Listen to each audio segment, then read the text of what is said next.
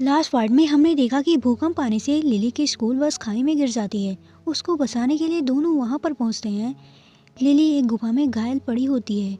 Lily को बचाते वक्त फिर से मूवमेंट होने लगती है। उन दोनों को बचाने के लिए सीओ जैसे ही आगे बढ़ता है, एक पत्थर का टुकड़ा उसके ऊपर गिर जाता है। सीओ वहीं पर बेहोश हो जाता है, लेकिन उसे इस बात का सुकून होता है कि जाओ और लिली ठीक हैं। जाओ उसे खून से लथपथ देख चिल्लाने लगता है। तो चलिए यहीं से वीडियो शुरू करते हैं। जाओ उसे उठाने की कोशिश करता है। बहुत कोशिश के बाद भी सीओ को होश नहीं आता। वो जोर जोर से उसका नाम लेकर चिल्लाने लगता है। उसको खोने का डर उसके चेहरे पर साफ दिख रहा था। उसे आनन फानन में हॉस्पिटल लेकर जाता है। उधर सीओ बेहोशी की हालत में ही देखता है कि वो समुद्र के बीचों बीच खड़ा है। चारों तरफ पानी ही पानी है।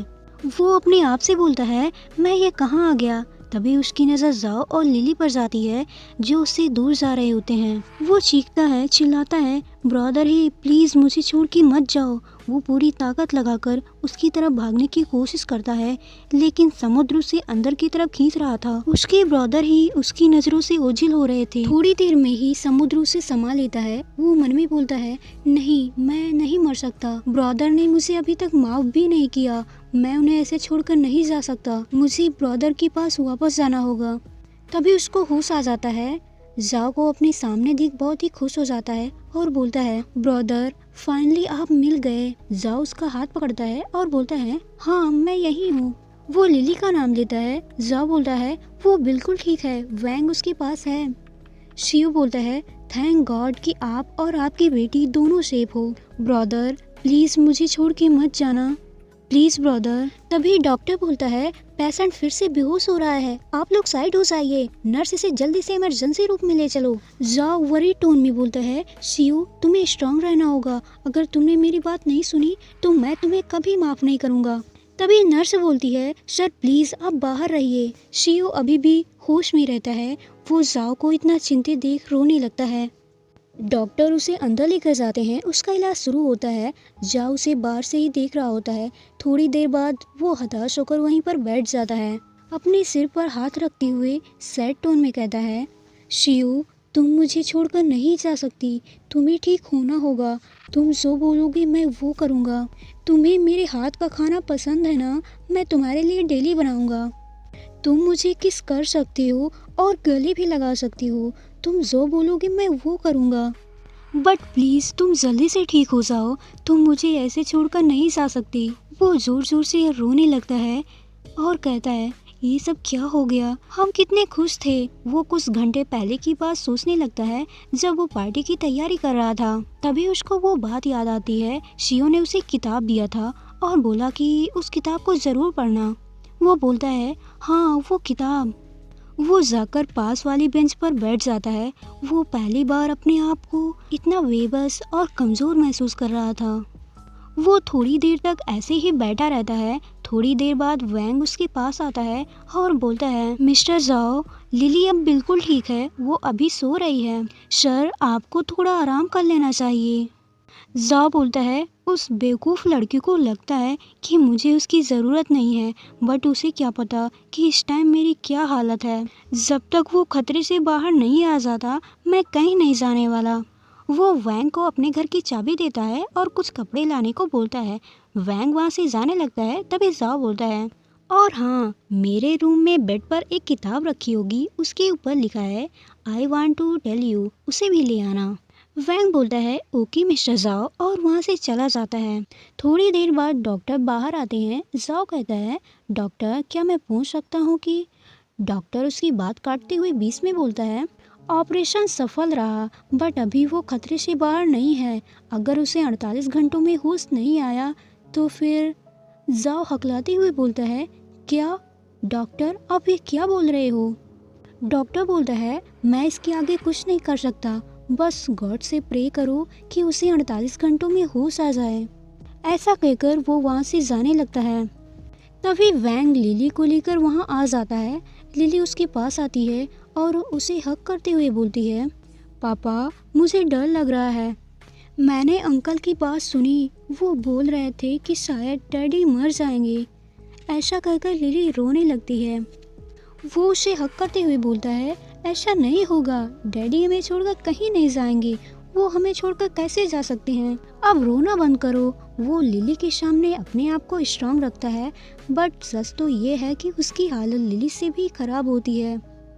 तभी वैंग बोलता है, मिस्टर जाओ, आप जाकर फ्रेश हो जाओ और थोड़ा सा आराम कर लो।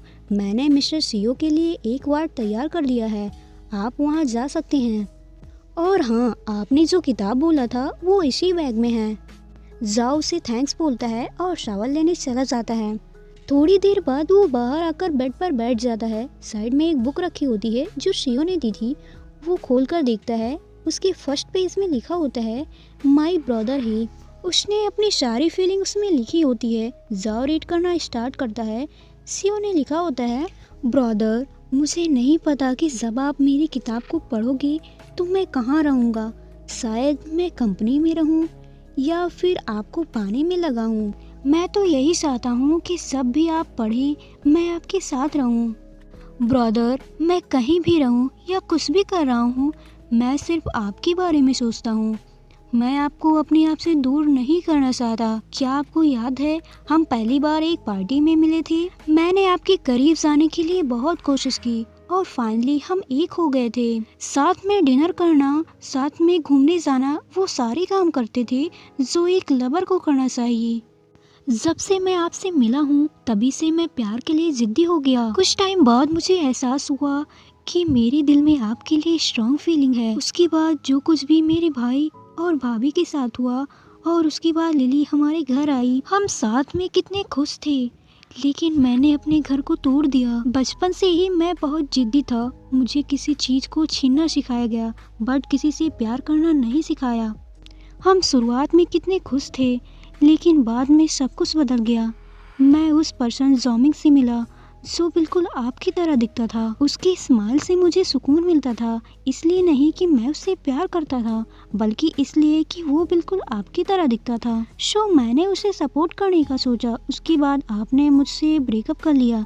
मैंने सोचा कि अगर मैं कोई ट्रिक यूज़ करता हूँ तो आप मेरे पास वापस आ जाओगे, बट सच तो ये था कि मैं बहुत ही बेवकूफ़ इंसान हूँ। आप मेरे सामने थे, मैंने आपको नोटिस नहीं किया और जाकर उस लड़की का हाथ थाम लिया जो बिल्कुल आपकी तरह दिखता था। बट मेरा विश्वास करिए, मैं उस जॉमिंग से प्यार नहीं करता। मुझे उसकी कोई परवाह नहीं है। आप मेरे लिए स्पेशल हो। आप वो इंसान हो जिसके साथ मैं पूरी लाइफ रहना चाहता हूँ। मॉर्निंग में आपके साथ नाश्ता करना चाहता हूँ और रात को आपको अपनी बाहों में बढ़ते हुए सोना चाहता हूँ। और जब हम बुढ़े हो जाएंगे तो एक दूसरे का हाथ थामकर एक दूसरे को सपोर्ट करेंगे। बट अगर आप मेरे साथ नहीं रहना चाहते तो मैं यही विश करूँगा कि आपको मेरे से बेहतर इंसान मिले जो आपको मुझसे भी ज़्यादा प्यार करे और आपको समझ सके। लेकिन अगर आप मुझे स्वीकार कर लेते हो तो मैं आपका हाथ इस तरह से पकड़ूंगा कि आपको अपने आप से कभी दूर नहीं करूँगा। I love you brother, I love you so much. आपका शियो। वो लेटर पढ़कर जोर जोर से रोने लगता है। उसके रोने की आवाज़ सुनकर लिली वहाँ पर आ जाती है और बोलती है, पापा आप मत रोइए प्लीज़ पापा। वो उसके आंसुओं को पोंछने लगती है। जा बोलता है, वो मेरी आँख में कुछ चला गया, मैं मुँह धोकर आता हूँ। वो मुँह धोने जाता है और नल चालू कर सिसक कर रोने लगता है। लिली चुपके से उसे बाहर से देख रही होती है। तो गाइस, आज के लिए बस इतना ही। मिलते हैं अगली वीडियो में, तब तक के लिए टेक केयर, बाय बाय।